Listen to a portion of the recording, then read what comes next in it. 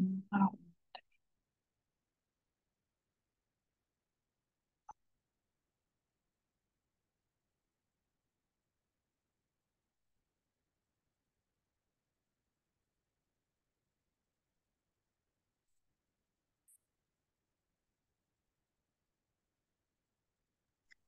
Good afternoon, everyone. Thank you for joining us for today's virtual session.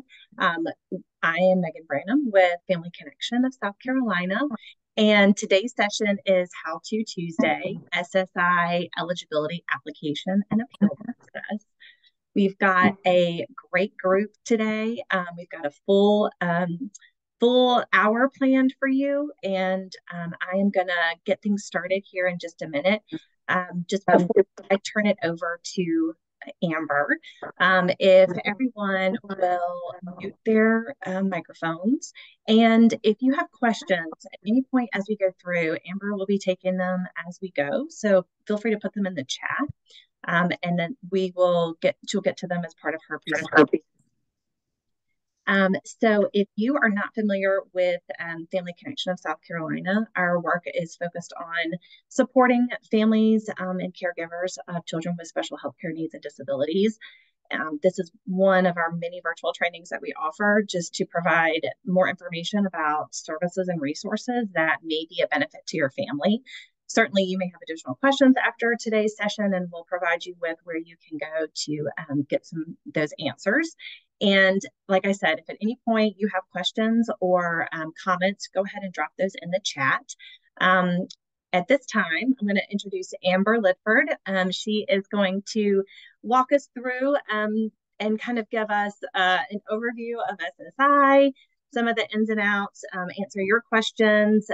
I'll let her tell a little bit about her background. She's just a wealth of knowledge and resource, and I know we go to her very often to help us navigate our own questions and get answers. So Amber, thanks so much for joining us, and I'm going to turn it over to you.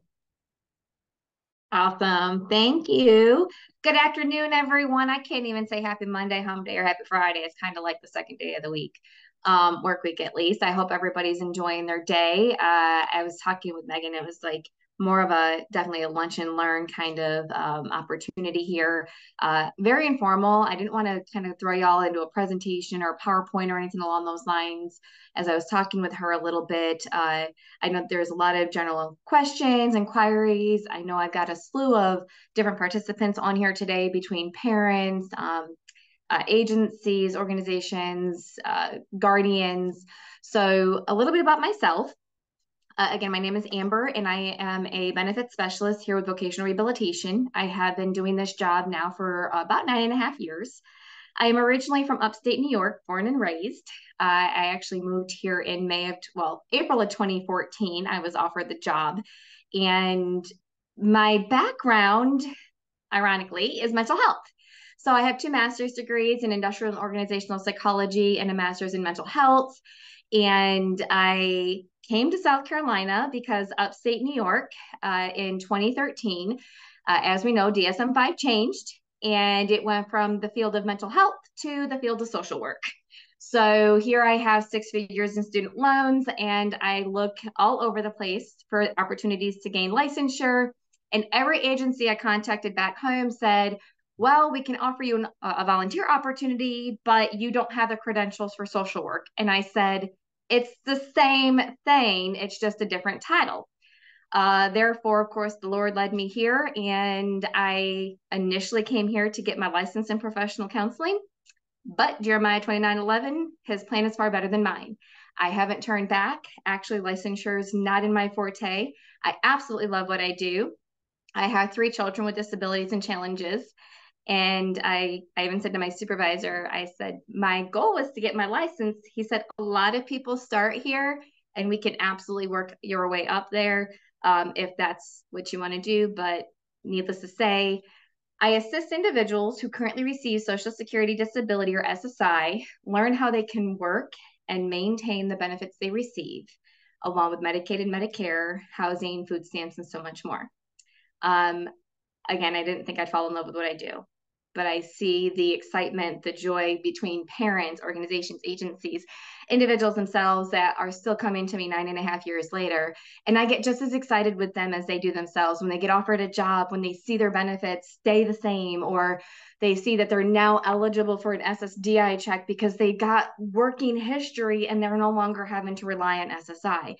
They realize that they can make a lot more money and keep their Medicaid, and their medical benefits are not going to be affected. Parents that I'm able to work with that put their mind at ease that their child turning 18 may still actually be eligible for benefits off that parent's work record because of disability. Working with individuals on the disability adult report, functional report, learning the Social Security language and verbiage, what to say, what not to say, and so much more. So I briefly mentioned I had 3 children with disabilities. All 3 actually have autism. I know it's very unheard of to have multiple children with autism. My youngest is 12, and she scored on the ADOS, but did not meet DSM-5 criteria. We all know, possibly all of us know, that females can have different symptoms and characteristics of ASD compared to males. She is also a child with hearing loss, so she only hears out of one ear. Also high ADHD and anxiety. And so we had her tested through an organization, and they said, well, she scored on the ADOS, but she's too social. She provides eye contact. She does XYZ. So she's not actually a child with autism. Okay. It's okay. I mean, we still learn how to work with her. We talk with mental health. My middle child, who is currently at Charleston Southern, was diagnosed 7 years late. We got his diagnosis actually down here in South Carolina after 7 years of a misdiagnosis. Disruptive mood dysregulation disorder, bipolar, ADHD, anxiety, oppositional defiance disorder, everything under the sun. And finally, just it was right after, of course, everything changed. It went from Asperger's to ASD. Again, the DSM-5 changed. And we realized he's a highly gifted child. And we realized what gifted meant. But because it took so long to get him the proper diagnosis as a mom, we went 7 years with no supports, no services, no therapies outside of the general mental health counseling. We're grateful that he's actually at a really good college, and he chose, and I'm telling you guys this personally because I'm sure that there's people on here who may be able to relate, and I want y'all to know I'm just as much human as you are, and I'm a parent myself. But almost 4 weeks ago, he's got this newfound freedom. He's on campus, and he decided to take himself off of his medication.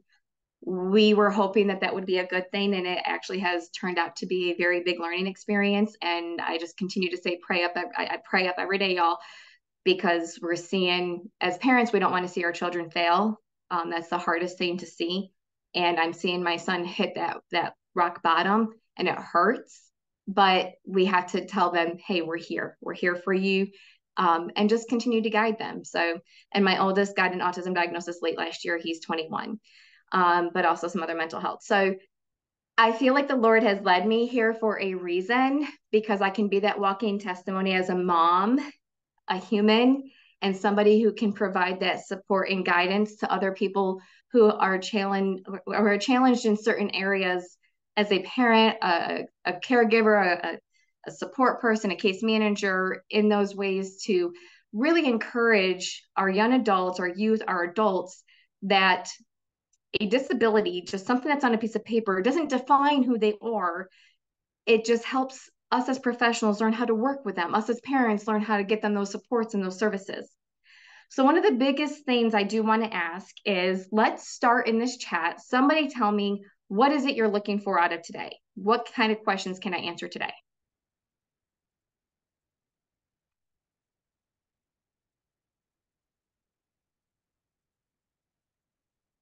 Hi, can you hear me?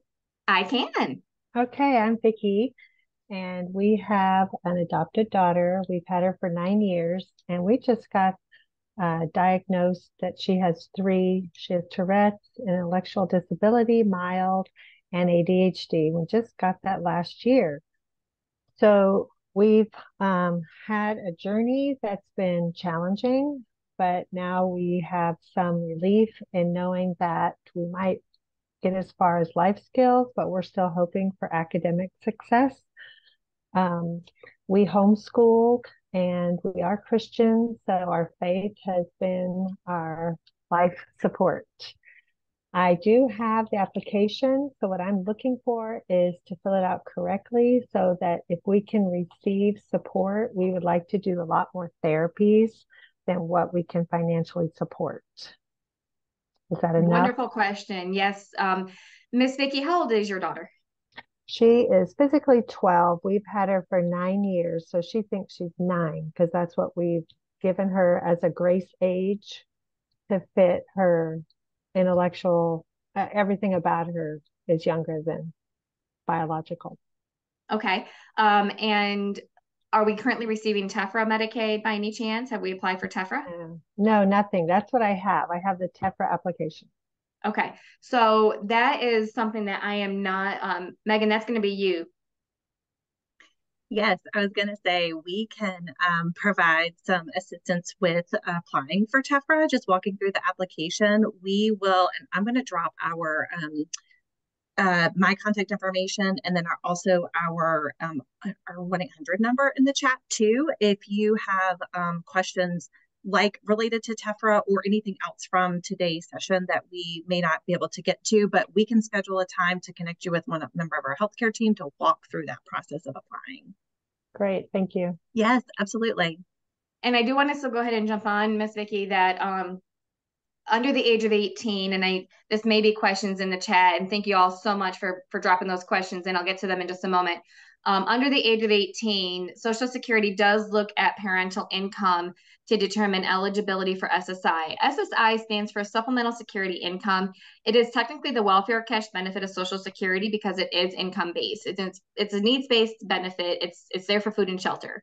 So Vicki, if you and dad are working or have income, it could potentially affect her eligibility for SSI.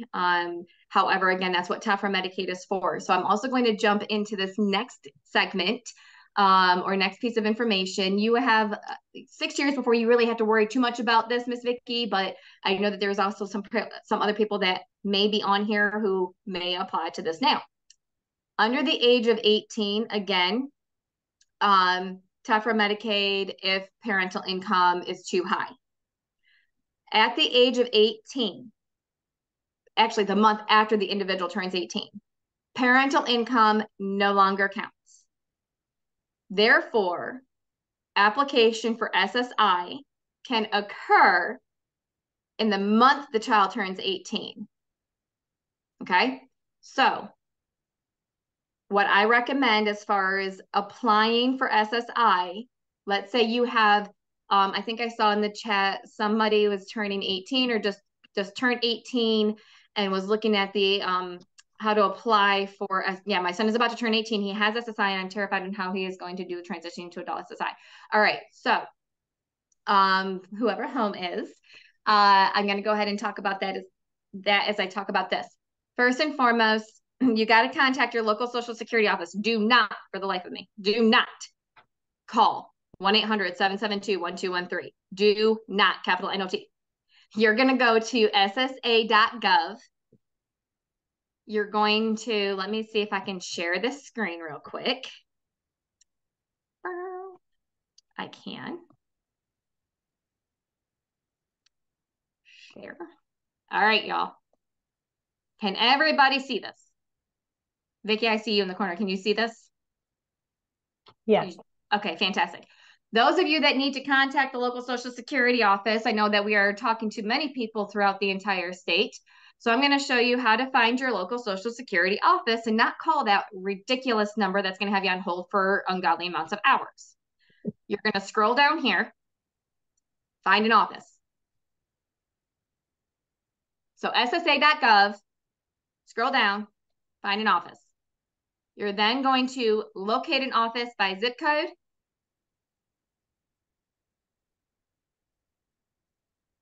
Type in your zip code. I live in Manning, so type in your zip code, hit locate, and it's going to tell you the phone number, the fax number, office hours, and where your local office is located. Okay, so ssa.gov, scroll down to locate an office or find an office. Locate by zip code, type in your zip code. There you go. Stop share. Okay. Now, once you've done that, you're going to contact the local Social Security office. You're going to go through the prompts, press 0 to get to a representative.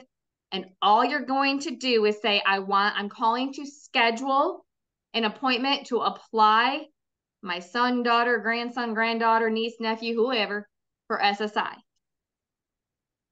That's all you're going to say. They will likely schedule you a phone appointment. Now, eligibility occurs as long as the disability is expected to last 12 months or longer and or result in death. For those with a mental health disability, Vicki, I'm going to just keep using you, girl, just because you were the first one that spoke up. You mentioned your daughter has an intellectual delay. So those like with autism, mental health disabilities, I always let the individual know or encourage the individual to get a most recent psych eval, because if you have a family doctor, if you are working with mental health, if you have a clinician or a psychiatrist, psychologist that you're currently already working with that knows your child, you're better off doing it that direction, because they know them compared to somebody that Social Security may send you to. Okay. And that way you have a most recent psych eval that shows IQ levels and challenges that otherwise match up, quote unquote, to what it is that you're indicating that your now young adult child has. Under the age of 18, they can become eligible for SSI if they meet the child definition of disability, and that is functional limitations. So under the age of 18, they look at how does your disability, your child's disability, affect their ability to function age appropriately. Above the age of 18, they were looking at how does their disability not only affect their, how does their disability affect their ability to work gainful activity above the age of 18? So they're looking at work, and how does it affect their ability to function? All right, so above the age of 18, they're looking at functional limitations and work limitations. Now, another side note, I'm actually in the process of applying my daughter for TEFRA. We applied back in 2016 and were denied. She had severe sleep apnea. She was having 21 arousals an hour. She, again, severe ADHD. This was before we got any other diagnoses, the hearing loss. And we were told because she has one good ear, and because we could put her in front of a tablet or a TV and she'd watch a show, well, yeah, she'd watch something that she's interested in. But if you have her on YouTube or any other thing, she's going to keep clicking on different videos. She's not going to sit and watch an entire one. I actually lost at the hearing level, and I never fought it after that because she was still eligible for regular Medicaid, and she does receive CRS services, Children Rehabilitation Support Services. However, we have now reached the age of 12, and puberty hit, and it brought about mood disorders, and her IQ actually dropped. It went from like an 82 to a 79 in 2.5 to 3 years. As parents, one of the hardest things for us to do is that disability child report. As parents, one of the hardest things for us to do is the disability adult report when we're filling it out on our now young adult child, because it's very hard to talk about their challenges. It can be very hard to talk about their limitations, because one of the biggest things we want to talk about is everything that they're progressing in and all of the things that they're being successful at. And we want to look at all these positives. And one of the things that I tell my parents when they bring their now 18 or 19-year-old into the office and we're going over the age 18 redetermination, maybe the child's already receiving SSI and is now going through redetermination to see, do they meet the disability criteria as an adult? And I have to let this now 18 or 19-year-old know what I'm about to tell your mom or dad or guardian. Don't think I'm speaking negatively about you, because I now have to look at that parent and say, one of the biggest things you have to do is write out a day in that child's life. As if me as the disability examiner am listening to an audio tape of whatever it is that you put on this paper or this audio tape. I'm sitting in the back, like my back's against the chair, and I'm closing my eyes and I'm walking myself through a day in your life, a day in your shoes, because I have to be able to envision the challenges you have with that individual from the time they wake up to the time they go to bed. You're telling me these are key points. One, it takes 10 prompts to get them out of bed in the morning. I have to write things down for them to be able to complete their tasks or chores. I have to remind them on personal hygiene and personal grooming at 19 or 20 years of age. They need help with reading or writing. They can't tie their shoes. Like, you got to literally walk Social Security examiners, disability examiners, a day in your life to show them that while this 18 or 19-year-old may be able to do some kind of work, they're not going to be able to do gainful activity because of these challenges, these reasons. That's what gets them approved for SSI as an adult. So for home, I don't know who that is, but it says, my son is about to turn 18. He has SSI, and you're terrified of how he is going to do transitioning to adult SSI. There is no transitioning, sweetheart, none. It's basically the transitioning is disability under 18 looks at functional limitations. Disability above the age of 18 looks at workability, work limitations, along with functional limitations. Also, the amount that they may be eligible for could be different. So under the age of 18, again, parental income, they may be getting a reduced amount because parents have income or maybe child support. Above the age of 18, if the individual is able to pay their fair share of expenses, they may be eligible for the full federal benefit rate of $914 for 2023. If during application, they are found not to be paying their fair share of expenses, then Social Security's half booty backwards, and they automatically reduce it down to $609. Again, it's all based on the wording. When should I apply if my child's will age out of TEFRA next year? Sorry, I'm just going through these questions, y'all. Once you do apply, if your child's going to age out of TEFRA next year, I would apply again. If they're already 18, go ahead and get on that phone, get that appointment scheduled. If they're not yet 18, technically the month prior to or the month they turn 18, go ahead and get on that phone, schedule that appointment, and start absolutely journaling a day in my life, talking about the challenges your child has from the time they wake up to the time they go to bed. Custodial grandma of autistic, don't have disability insurance or an IEP on support. Samson, I'm not sure who this is, but it says custodial grandma. Who is that? Oh.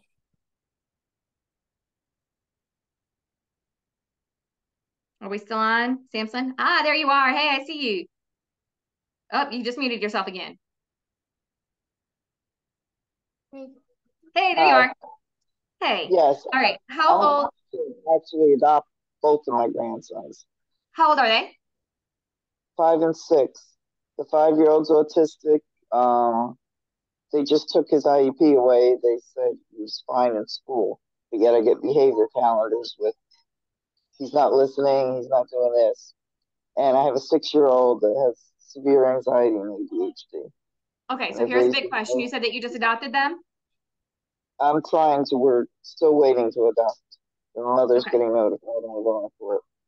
Okay. In the meantime, no TEFRA Medicaid right now? I have Medicaid for them, but that's it. Okay.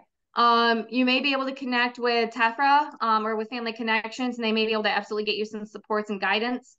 One thing I will also go ahead and let you know is other individuals on here may know this. And Vicki, I didn't think to ask you this, but when you adopt, like as a grandparent, or if you adopt and you are an individual who's receiving Social Security yourself, your now adopted grandchild or child can actually receive benefits off your retirement. It's under, and that there's no application for that. It's just letting Social Security know, hey, I'm receiving retirement or I'm receiving disability. I have a minor child, a dependent child, and do they qualify for benefits off of my work record? Under the age of 18, that's a guaranteed, no disability required. It's a guaranteed benefit. It's a dependent benefit. Now, in order for them to continue that benefit off of your work record above the age of 18, they do need to prove disability. I'm going to share my screen again. Here's how we prove disability at the age of 18 or older. All right. Social Security Blue Book adult or Social Security adult Blue Book listings. I'm going to talk appeals for a second because I know that this is part of it.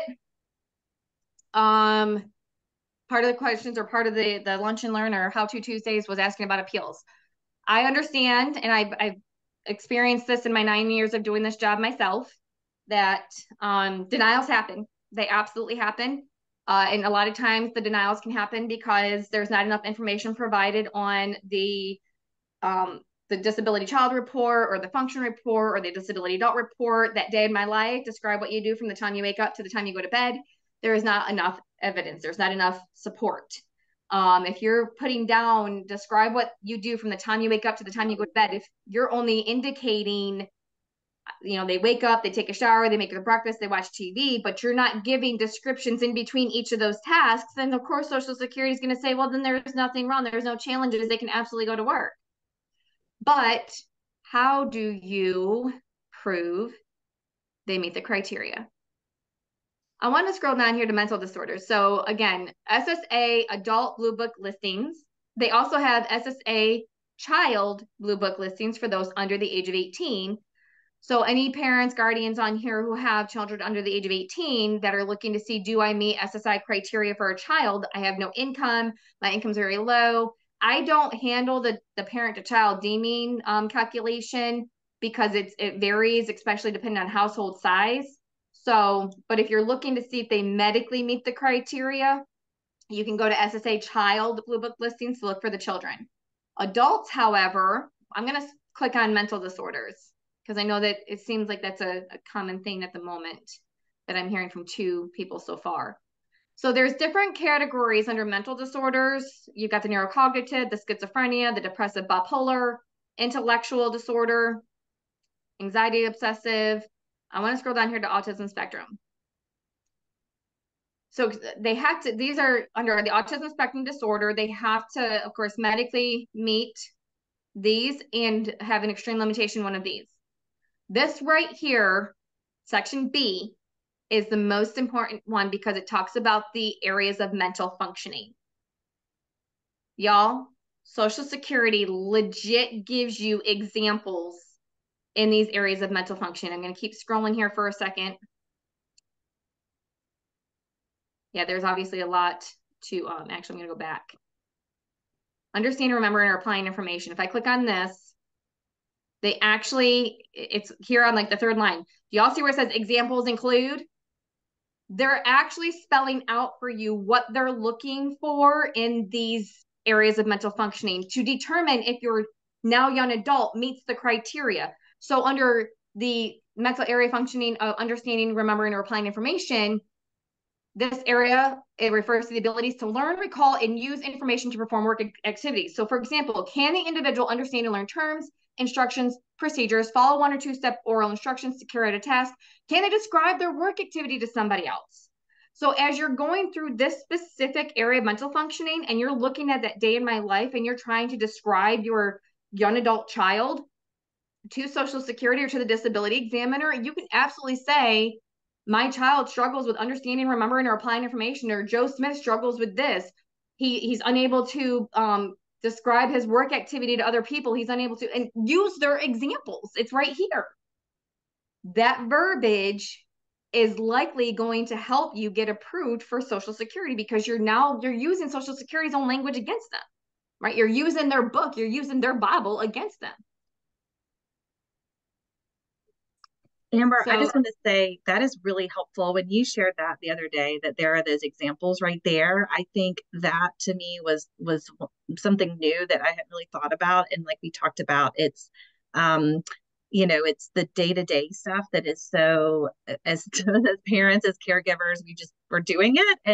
But it's hard to actually sit down and describe or kind of explain what things look like on a daily basis. And so to have an examples to look at, I think is really helpful. So I know for me that was really helpful, and I'm seeing some folks in the chat saying thank you. That's helpful as well. Just to know that is there. And I did put both of the links in for the adult and the child in the chat. So as we're going through, folks can click on and just look through themselves. Yes, absolutely. Thank you so much. Because the other thing, like interacting with others, we know that a lot of those folks, a lot of our individuals who have challenges in the mental health realm, their ability to interact with others can be tough, right? So the ability to get along with others and handle conflict and this is exactly right, where example will include cooperating with others, asking for help when needed. We absolutely know that a lot of times they're not going to ask for help. They're either going to try to do it themselves or they're going to just avoid it altogether. They don't handle constructive criticism very well. Sally, you actually missed a spot on that dish. I need you to go back through and rewash it. And they're probably going to want to throw that dish at you, right? I know I've experienced that one too many times in my life with my kiddos, just because it's their disability, yes, but we learn how to cope with it. We learn how to work with it, right? Concentrating, persisting, or maintaining their pace. Examples include initiating and performing a task that they understand and know how to do, being able to work at an appropriate and consistent pace. Do they complete a task in a timely manner? Let's go back on the example of the dishes. If there's 5 dishes in the sink, it shouldn't take them more than 10 or 15 minutes at the most to complete those 5 dishes. But is it taking them 30 to 45 minutes because they're just wanting to play in the water and, they're getting off focus, they're not concentrated, they're not on task, they have to be constantly redirected? Those are the examples you got to put in here. Okay. And the last one, being able to adapt or manage themselves. This really regulates around their emotions, their behaviors, and also their personal hygiene. So, if they need multiple reminders on grooming, personal hygiene, even checking after they've used the shower or bathroom to make sure that they've thoroughly washed, those need to be put in that day-to-day life. Okay. All right, so I'm going to stop that one. Okay, so in terms, Ms. Sampson, with your 5 and 6-year-old, I would absolutely definitely connect back with Family Connections. There are some amazing supports out there. I would also recommend that you look into disability special needs services. And if not already connected with mental health in your area, definitely connect with mental health. They could possibly guide you into some additional community resources as well to get you that help that you need. Because again, at 5 and 6, this is where the brains are really starting to form, and remembering the information that they learn and so forth. This is a crucial age too, because now they're reaching that adolescent age. And sit down. Oh, somebody's not muted. The 5-year-old, I have a war every morning to just go to school. So it's like he's afraid of school. He doesn't like school. Yeah, I would definitely recommend getting connected with mental health in your area. I know one of the supportive services that we have in Clarendon County that I'm actually getting ready to get my daughter involved in is wraparound behavior modification supports. And I believe they may start as young as a 5 and 6-year-old, because a lot of it's behavior modification. And us as parents and caregivers and guardians, we can only do so much. And even now, like my 18, almost 19-year-old, it's like they've heard, we sound like a broken record to our kids and young adults a lot. And so maybe getting that guidance and support from somebody that is different and new in the home, it gives you that sense of peace as well. And I also would recommend reaching out to, I know through TEFRA, they get likely applied for or approved for TEFRA, but one of the other services and supports, especially through like DSN, is community long-term care. There is a CLTC waiver for children. My daughter was on it, and they do provide they provide supports for like personal care assistance to come in as well. But definitely start with mental health and start with Family Connections. They're not number 2 potty trained. They're number 1, and it's really, I get diapers through Medicaid, but yeah. So I would definitely, if they're not already through DSN and have a case manager, I would absolutely, when we're done with this training, connect with Family Connections and connect with mental health in your area and see what other supportive services you can get. But when they do turn 18, it's a good possibility that they would qualify for SSI on that. And Amber, I was just going to add for folks that if we've got your email when you registered, we'll send a follow-up email after this. And so in that email, we'll have listing and links to the stuff that we've talked about today so that you can look through that. And it sounds like definitely that's something that we can assist your family with, kind of talking through, like Amber said, identification of where those supports and resources are and how to get you connected. So I will say, Amber, one of the things as I was looking through, and y'all, thank you so much for putting your comments in. There are some questions specifically about, disability type, and I think you've kind of covered that just in terms of eligibility, and looking what's listed online for adults and for children as well. Another thing that I was seeing was folks are asking about what to really do when they're preparing for, applying. Some of them have appointments coming up, questions about who needs to fill out what forms, what sort of information do they really, or even they're just starting the process and they don't really know what information do I need to start gathering. So I've seen a few of those come through. I don't know if you have any thoughts or suggestions about that, just in terms of like what to start gathering and preparing. Yep, absolutely. So Miss Nicole, I do see your question here. I would like to gain more knowledge in preparation for my daughter's SDI appointment on September 25th. Nicole, are you still on? Yes, I am. Awesome. And how old is your daughter? So she turned 18 May. I filled out the application. It was the wrong one. So now on the 25th, they're going to call me. I guess I'm going to reapply for the correct application because she didn't have work. Did you fill it out online or did you fill it out online? Yes, ma'am. Okay, so I'm so glad that I asked that question. You asked that question because here's another thing, y'all. Stay away from online if you can. Here's why. Here's why. When you apply online, you're likely going to apply for the wrong application. And it's common. A lot of people think SSDI, I'm applying for a disability benefit. Well, SSDI, Social Security Disability Insurance. Okay. The biggest difference with both benefits is the I's at the end. SSDI insurance, SSI income. SSDI is because somebody's paid into that benefit, whether it's you yourself or the parent. But if you haven't paid in, you don't have a working history, then likely you're going to look at the SSI. If you call in and schedule an appointment, Social Security is already going to apply you for a dual application. They're going to apply you for both SSI and SSDI with that phone appointment. Okay, or that in-person appointment. But doing it online, Nicole, you're not alone. I have a lot of people that they do it online. They think it's faster. Then it just sits there. And then you have to stop sometimes because you get distracted. And then you have to go back online to complete the paperwork and the documentation. But yeah, if you all are able to, I would absolutely recommend staying away from the online application.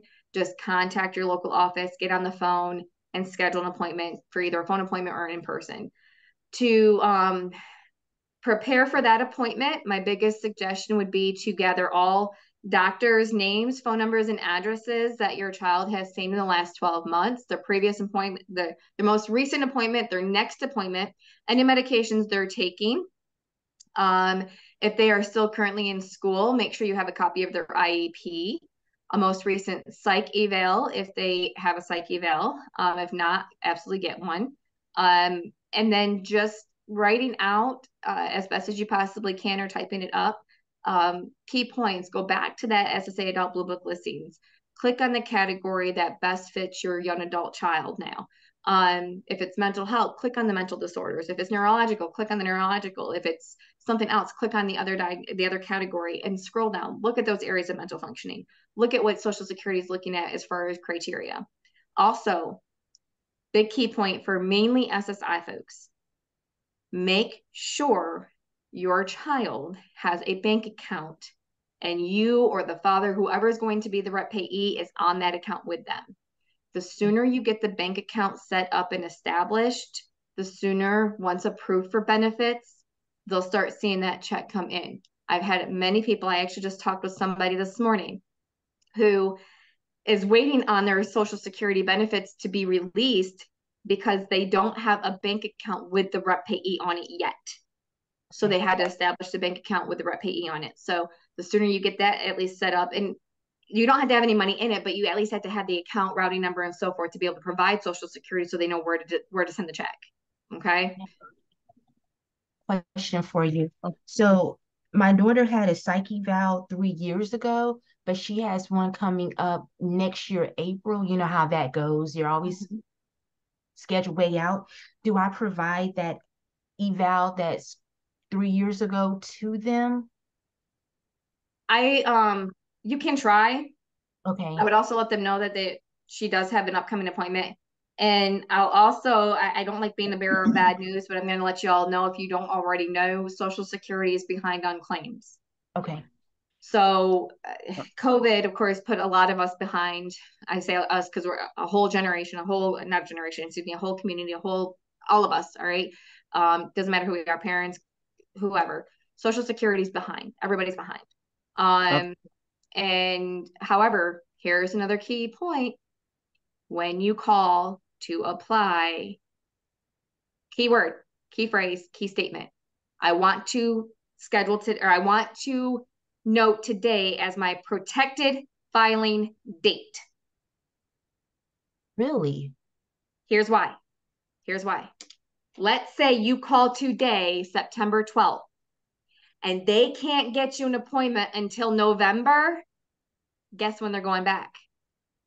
To the date. The day you called. So if she got denied the first time, I can't use that date that I applied for. That's a great question. I would ask the Social Security rep, because it's a good possibility she got denied because it was the wrong application. Right? So it wouldn't hurt to ask. The worst they're going to tell you is no. That's the biggest thing I've heard in my entire 30-something years of being alive. The worst they're going to say is no, right? But I want to schedule today as my protected filing date. Okay? And that way, by the time they are approved for benefits, they are going back and they'll back pay. Okay. Thank you. Absolutely. Hi, my name is Yolanda. Hey. And hi, and mine is a little bit different. My son, he went in at the age of 18, along with me, because they said that he had to sign documents. Well, when he signed the documents, they told him because he's 18, he can choose whether I'm going to be on his benefits or not. Well, he chose that he wanted his own credit card. So he ended up taking. Oh my, what's the diagnosis? ADD, OA, wait a minute. He's over, what is OAHD, I think it is. It's like over the top. He also has asthma and allergies, and he was on the spectrum of autism. Okay. So is he on SSI? At that time, I believe that's what it was. They have denied, yeah. So he's not getting benefits now? No, ma'am, and we've been trying to get him back on, but he's gotten discouraged now. So, and he can't work. He'll work for 3 or 4 days and realize the building might not have windows or something like that in it. And he quits and he says, I'm going to need a car to go to work. I said, well, you can't get a car unless you go to work. So I've been trying. So it's no help now. So he still have all these issues. I applied for it, but he said they're not going to help him. He's not going to sign that paper. And I can't get him settled down to even get the benefits. Okay. So are you working with mental health? We were with mental health, but once I got tired, I got exhausted. So now I'm trying to get the help again. I applied for him in May. What county are you in? As a York County. York County? Okay. There is, through mental health, here's another good piece of information for y'all to know this. Our mental health offices, if you have an 18-year-old or older that's in mental health services, a lot of our offices have benefits coordinators who do assist also with disability applications, Social Security applications. When you were only mentioning initially the ADHD and ADD, when the DSM-5 changed, so did Social Security's rules. They used to approve adults with ADD and ADHD. They stopped. They don't approve for only ADHD and ADD anymore. But with comorbid effects like the autism or the Asperger's, it sounds like some high anxiety. Here's another thing here's why I asked about mental health. When you are applying the individual for disability benefits because of a mental health diagnosis, if the individual is not receiving mental health services or on medication, because let's face it, sometimes we can receive just counseling, supportive services, and don't really need to be on meds sometimes, right? They will deny. They will deny if you're not seeking treatment for your medical condition. Okay. I get it a lot of times. I don't have insurance. What am I supposed to do? How am I supposed to get the help? How am I supposed to see a doctor? I don't have, and the biggest reason why is insurance and or income. Well, a lot of times, again, you're not going to be eligible for Medicaid above the age of 18 unless you're an individual with a disability. Here's a Medicaid thing, y'all. You will not get Medicaid in the state of South Carolina above the age of 18 unless you have a disability or low-income family, meaning that you are married with a child or you're a single individual with a child. Just how it is. So above the age of 18, 19 if you're aging out of TEFRA, Medicaid does not occur unless there's a disability attached, okay? So I would definitely, one, reach out to mental health, Miss Yolanda, get those supportive services back, okay? Trust me, I get it, exhausting. I've been there, done that, sang that tune, wore that t-shirt, okay? It is very exhausting, very, very exhausting. But at the end of the day, for your own mental health, it is worth it, okay? Multiple trips back and forth, I understand. I've got 3 of them, okay? I get it. But when you're looking for that extra assistance, especially from the Social Security piece, you've got to prove the treatment that's going along with it. And that even with treatment, he still struggles with employment. He still struggles with daily functioning. He still struggles with his day-to-day activities. Okay. So start there.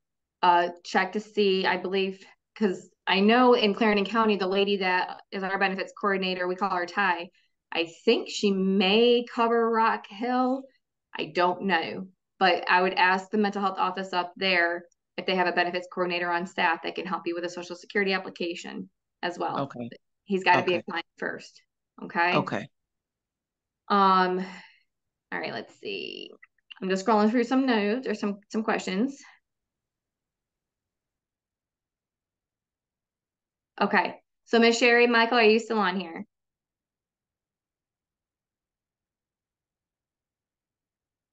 I am. Okay. Hey. All right. Hey. So just daughter turning 18 in December. Okay. I just got to ask side note, when in December? The 11th. Okay. I have a 4th and a 31st. So Okay. Christmas is not, December is like our expensive month, of course. Yeah. All right. So you've never applied for SSI, turning 18, trying to understand the process. Did I answer most of your questions? Most of them. Yes. Okay. We've got well, this is going to make you laugh. I believe we have TEFRA, but I applied during the time when COVID was happening. She came up for waiver services that I honestly had forgotten I had applied for. I think we were 6 years out before we got them, and we didn't have Medicaid at the time. I applied. She has Medicaid coverage for those waiver services. So I'm kind of looking at all of that at this point. What do I need to do with her Medicaid? What do I need to do with her SSI? Gets a little more complicated in that we've been homeschooling her for 5 years. So I don't have the psych evals. I don't have an IEP, those sort of things. And so we've really not been reaching out for services. Now, her primary disability is cerebral palsy. She actually, when she was in school, she fell under multiple disabilities. She has an intellectual disability. Her IQ's in the 70s. She has a seizure disorder. She has some speech impairment. She has some physical limitations because of her cerebral palsy. So they ended up putting that under the header of multiple disabilities. Yes. And so it sounds like she would absolutely meet the criteria. A lot of it's just making sure you're indicating, doctor's appointments, those challenges, going back to those areas of mental functioning, limitations, because even if she doesn't have, well, you already indicated she has an intellectual delay, but let's say she was an individual with only CP, she's still going to struggle to maintain a substantial gainful activity type of employment without supports and accommodations and or trainings like coming through vocational rehabilitation, right? So have you already you haven't scheduled the appointment yet. It's only September. I would call, what county are you in? I am in Lancaster. Okay. So we have a lot of up north or upstate ones. All right. So yeah, it would be what, Rock Hill then? Probably, yes. Okay. So definitely just contact the local Social Security office up there. I would say end of October, beginning of November. And because they book out more than likely, even though it's a small office, small area, I would still call like the very beginning of November, end of October, beginning of November, and just say I need to schedule an appointment for my daughter. She's turning 18 in December to apply her for SSI. Okay. Now, are you, I didn't fully, are you or dad receiving benefits at all? No. Okay. All right. No. So the other big benefit to y'all in getting the young adult children under the age of 22 applied for SSI or applied for benefits now and or indicating disability occurred before the age of 22 is that when you do reach retirement age or have forbid a disability or deceased and you have a working history, that now adult child can draw that benefit off your work record because the disability occurred before the age of 22. And I know we're not talking generally work and benefits today. And Megan, I would love to, I know we're kind of hitting the end of the hour. I would love to do another segment on work and benefits because there's a lot of great reasons why to go to work, even if you're receiving Social Security benefits, whether it's SSI or SSDI. Even as students, up until the age they turn 22, up until the month they turn 22, if they're still in school and they're getting SSI, they can work up to a certain amount a month and not affect the SSI check at all. So there's a lot of great benefits to working while receiving benefits. And I would love to do a how-to Tuesday with that one as well. But in the meantime, Miss Sherry, beginning of November, definitely contact Rock Hill. I will do that. Interestingly enough, we adopted our daughter as well. So she is our granddaughter. Okay. My husband and I will both qualify for Social Security here soon. And we have been having that debate. Does one of us go ahead and take that? So I would love for you to do that seminar as well. So yes. Yeah. Thank you. I wrote that down so we can get that, see about getting that scheduled to do another session. That's great. And I know the time is flying by and we're coming to the end of the hour. I did want to, there was a question about resources and I think it was in relation to maybe owning a car. So I don't know if you have any specifics to share about that or where. I can, yes, because that's everybody's biggest concern when getting SSI or Medicaid is, as we all know, there's a $2,000 asset and resource limit. I do want to go ahead and pop on and say palmettoable.com is a fantastic it's a Able Savings account or the Palmetto Able Savings account for those that are on Medicaid. You're wanting to save some money. This is generally, it works more so for people above the age of 18. If you do not already have a special needs trust established, I would absolutely look into palmettoable.com. Individuals can save up money in that account. It does not affect their Medicaid. It does not hide income. So if they are already receiving SSI and they work, the SSI check is still going to go down. But again, that savings account protects Medicaid. Okay. The individuals are allowed to own one vehicle. They are allowed to own a home as long as they are the ones living in the home and they're not renting it out for profit. Okay. If they have more than one car in their name, the value of the second vehicle is counted as the resource. All right. So they can absolutely have one vehicle in their name. And again, they can own a home. And I think that's pretty much it. Life insurance, burial plots, things of that nature. A lot of times that depends on, well, really the life insurance life insurance depends on how it's worded. Technically speaking, we think life insurance is paid out when we're dead and gone. We can't pull from life insurance. 401ks, that's one that I come across a lot with my SSI folks. 401ks are tough because you can pull and you can borrow from that 401k, even if you have to pay it back, you can borrow from it. So it can be counted as a resource. Okay. Roth IRAs, those things, they can be counted. I'm just reading some questions here, y'all. All right, so Schuler, last name I think is Shuler. Son just turned 18, afraid to apply for SSI because they're afraid that he'll say no. Again, the worst they're going to say is no. My biggest thing is, first and foremost, no, your income's not going to count because he's 18 now. I would definitely reach out to the local Social Security office, depending on your son's disability. Go back to that adult Blue Book listings, look back at that criteria, contact your local Social Security office, get them applied, write down all those challenges and struggles. I All right, have a Miss. question. Hey, Beverly. Yes, what's up? Yes. So if the person is over 18 and they do have a home and they do have a car, and their SSI is through disability. It says DI, I think that's what it is. With that, and they wanted to go back to work part-time, could they? So they're getting the check on the 3rd? Yes. Different resource limit, $9,000.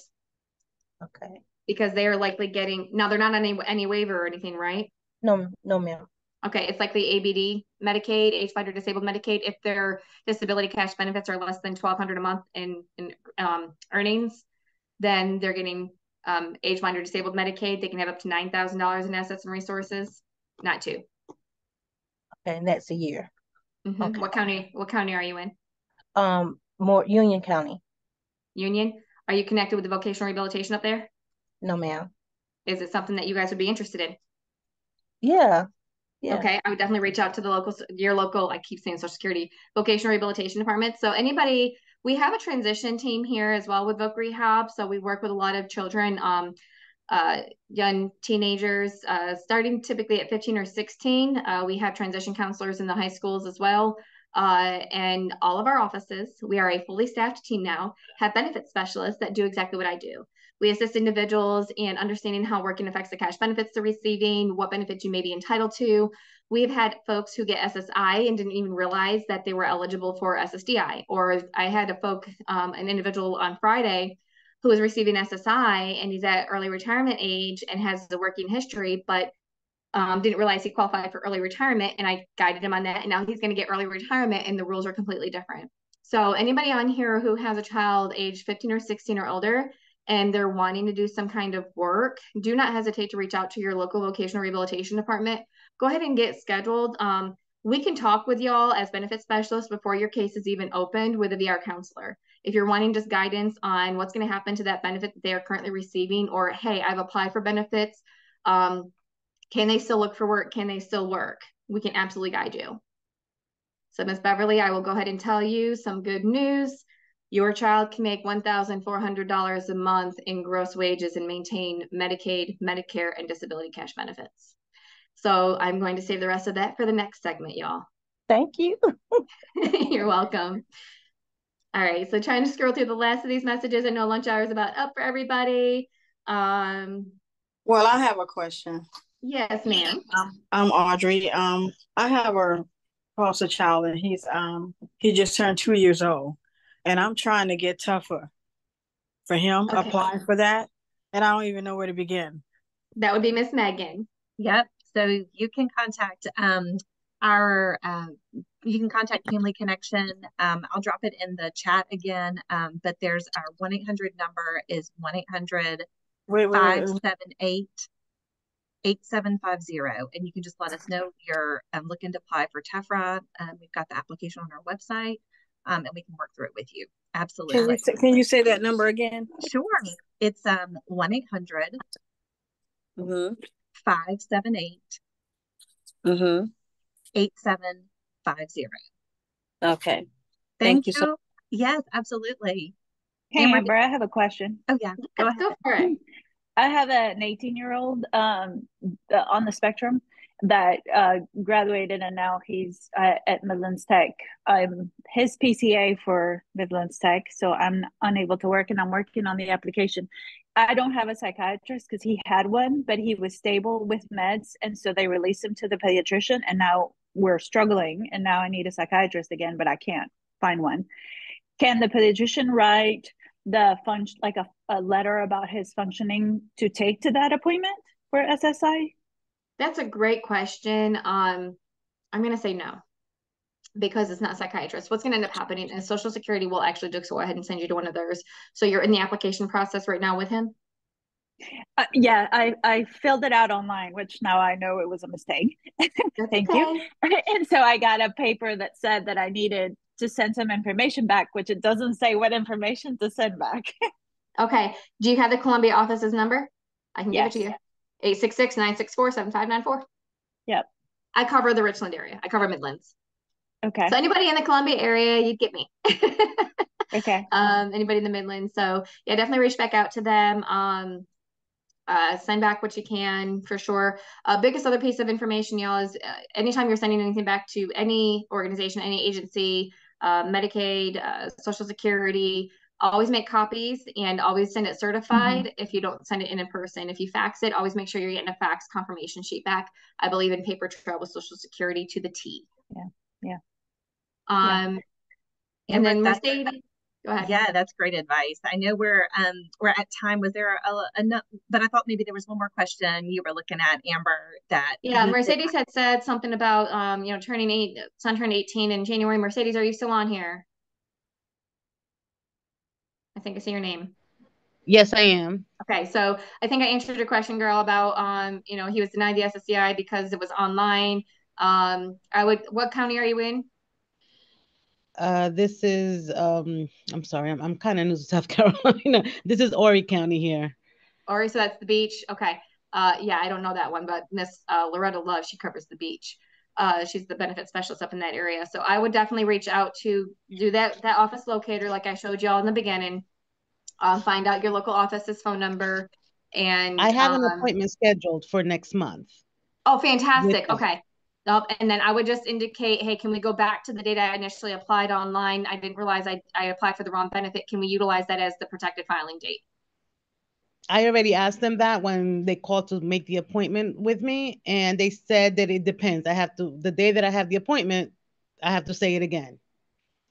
So I hate those two words. It depends. I really hate those two words. So my question now is there anything I should not say, anything I should say or not say? I mean, my son has cognitive delay, he's cognitively impaired. He's got hearing loss, no hearing in one ear. Like he's got a lot of things.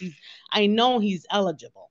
Yeah, no, the biggest thing, and I should have said this earlier because I know we've had to have several hop off because of lunch hours and getting back to work, but the biggest thing when going through the application process, should Social Security ask about living expenses, you can totally tell them, my son or daughter or grandchild, he's borrowing or she's borrowing, $450 a month. It depends on how many are in the home, will depend on also your rent, mortgage, like with SSI, again, they're looking at, are they paying their fair share of expenses or are they not contributing towards household expenses?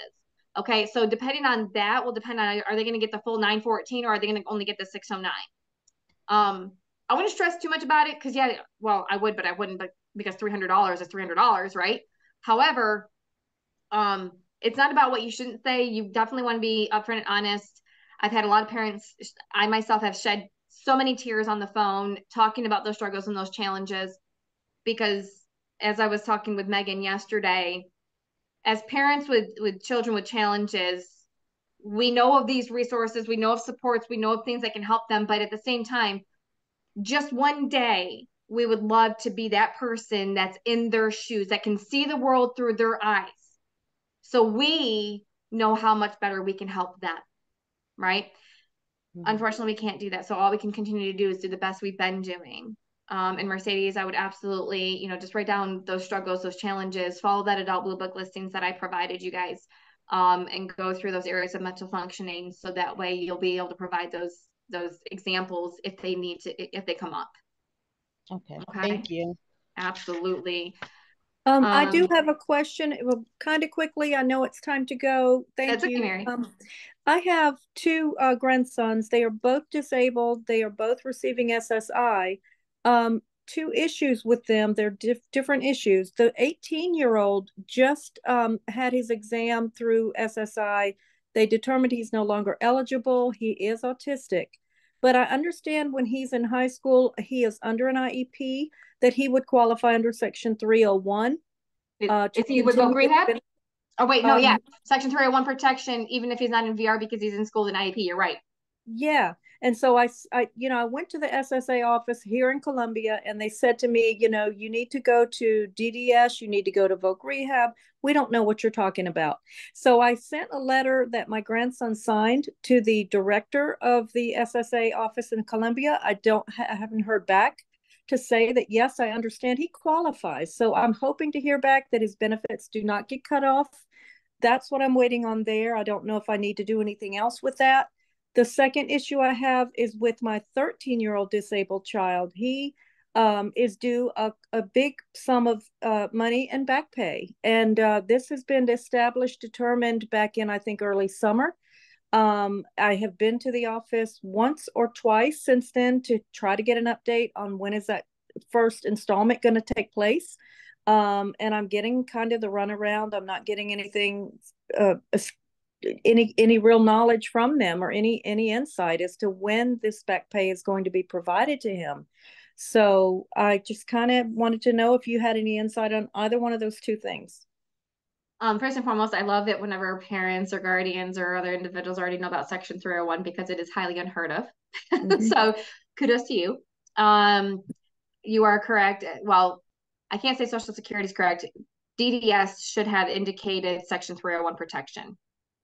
Section 301 protection, absolutely, like you indicated, he is an individual with an IEP and or they're participating in vocational rehabilitation, have signed their IEPE, individualized plan for employment, and is working towards goals to go to work, right?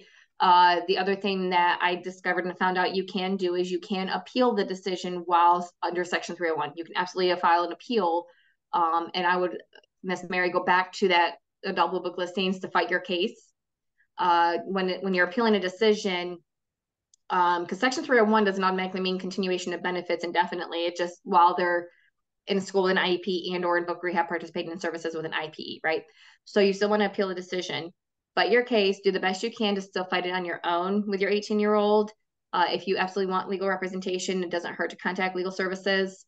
But go back to that adult blue book listings. You got that criteria there. You got those examples here. You got a way to fight that case. According to Section 12.00 in adult blue book listings, this is, you're indicating criteria is met based on XYZ. And, Jay Wilcox, whatever your son's name is, appears to meet that criteria because he struggles with XYZ.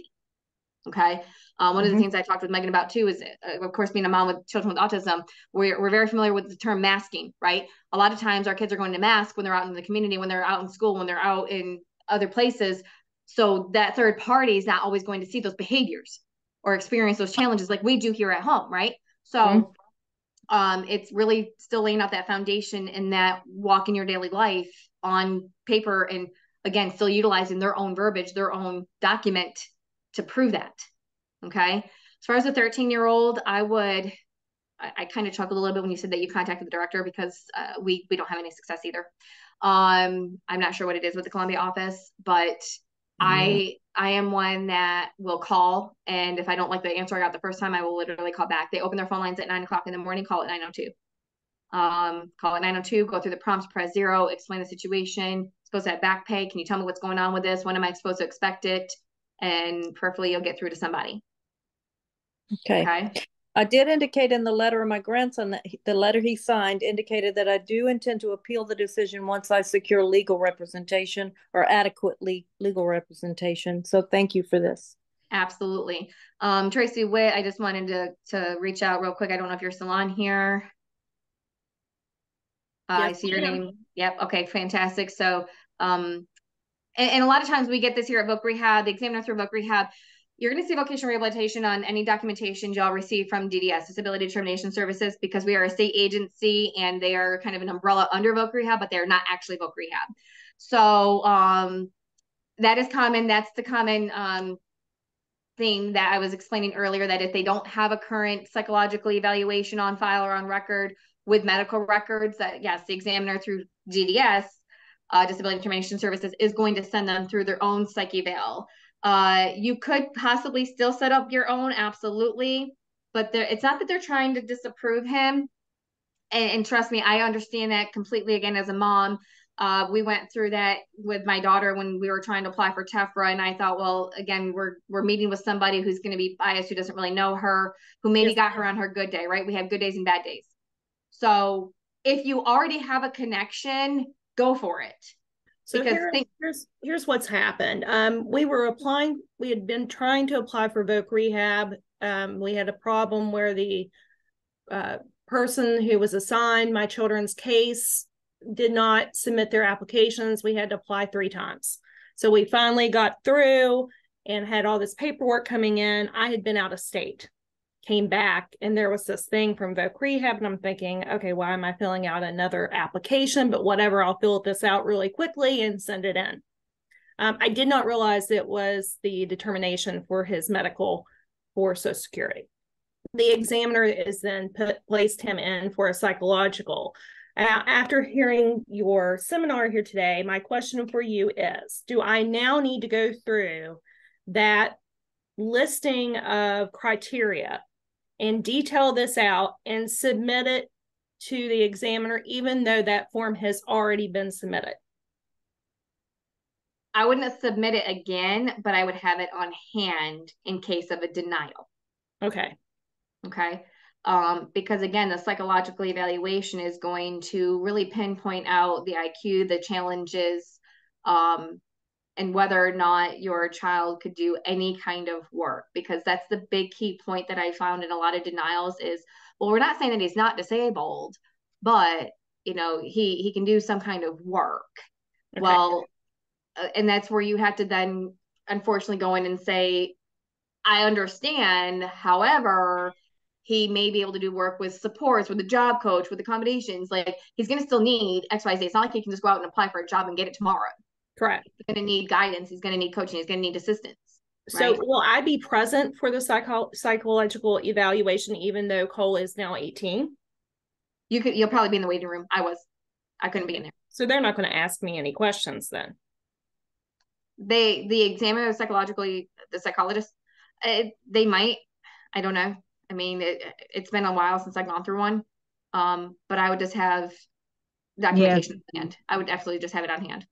Okay. I'm sorry to interrupt. My daughter just did it recently, and they asked me first all those 90,000 questions, and they asked me to step out of the room and be alone with her. And I actually was concerning because I didn't know what kind of test or kind of questions they're going to tell her. And she most of the time don't make sense. And I was scared, and I keep busting the door and say, "Are you okay? Are you okay?" But yeah, everything was fine. They just asked a bunch of questions and put some puzzles in front of her and to see how far she can go.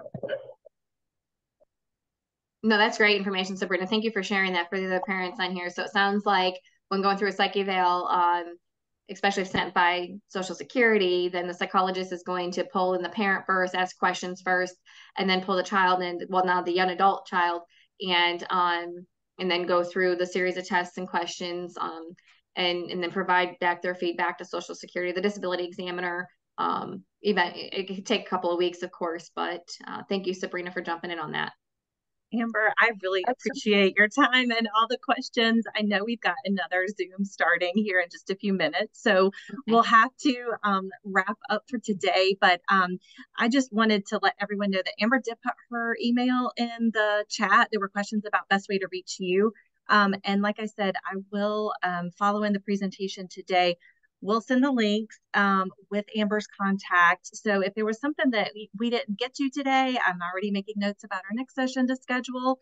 We'll put that on our, see about getting that out, putting that on our training calendar so y'all can take a look at that. But like I said, if there was something that Amber, we just weren't able to get to, or something else came up immediately after you got off, which is always how it feels for me, you know how to reach Amber at her email or Family Connection, and we'll point you in the right direction. So I just want to say, Amber, thank you so much. This was amazing, great information. So appreciate you sharing your knowledge and resources and your experiences. And thanks to everyone for your great questions and sharing just your own suggestions and kind of from your own experience. It's really helpful and reassuring to hear. So thanks, Amber. We will, we'll send out email. So if there's anything else you want us to know, we'll connect after, but we will go ahead and wrap up today's training. And thank y'all for being on. Thank you, everybody. We'll see you on the next one. Thanks. Bye-bye. Bye.